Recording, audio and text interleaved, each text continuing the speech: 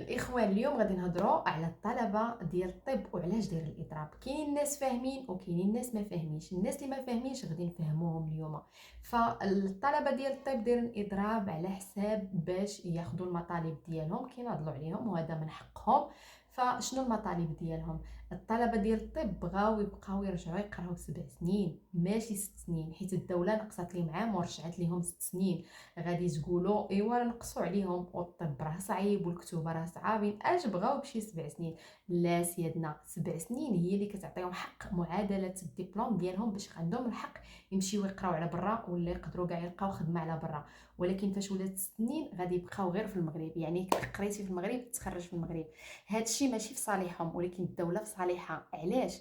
حيت الدوله عندها خصص مهول في الطب، في الاطباء وفي الممرضين وفي المهن التمريضيه كامله، يعني لي تكنيسيان اطباء كلهم عندهم خصص مهول في هذا القطاع. فشنو دارت الدوله؟ الدوله ناضت قالت انها غادي تنقص ليهم من التكوين باش يبقاو حنا نكونوك. انا اللي كونتك تجلس عندي تخدم ليا البلاد، تخدم المغرب وتخدم الناس ديال المغرب. الشعب راه الناس ديالكم، ما عندكم علاش تمشيو برا. واللي بغى يمشي برا خصو يعول على راسو من الاول، يعني يشد الباك يمشي يقرا تما. وكتعرفوا ان يعني سيليكسيون داكشي ديال الطب صعيب بزاف، وزيد بارفوا الا بغيتي تقرا خصك الفلوس. فالمغرب قالت لك انا كنكون الطلبه باش يخدموا ليا بالبلاد ماشي باش نصيفطهم، كنكونوهم باش يخدموا البلاد. والوزير قال بلي الدبلوم ديالهم راه انترناسيونال، ولكن انا سيدنا حنا راه بغيناكم تبقاو لنا في البلاد. ولكن طلبه الطب ما بغاوش هادشي، بغاو انهم يبقاو يقراو 7 سنين ومن بعد تبقى عندهم الحريه يديروا ما بغاو.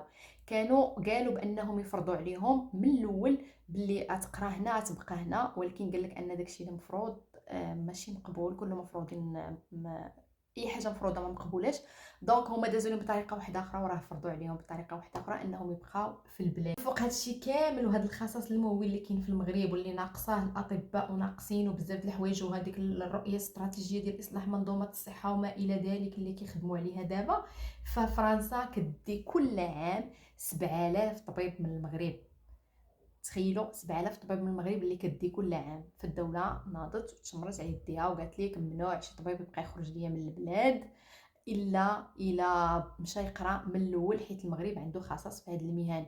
حتى اللي شفنا في كورونا، فاش كانوا في فرنسا كانوا كيسولوهم منين نتوما الاصل ديالكم، فكل شيء كان من المغرب والاغلبيه كان من المغرب. على هادشي الدوله نقصات ليهم من مده التكوين وقالت لهم اسيادنا اللي كونتو انا وقريتو انا يبقى عندي، واللي بغى يمشي لبرا يمشي من الاول، ما نضربش عليه انا سمره وما نخسرش عليه الفلوس.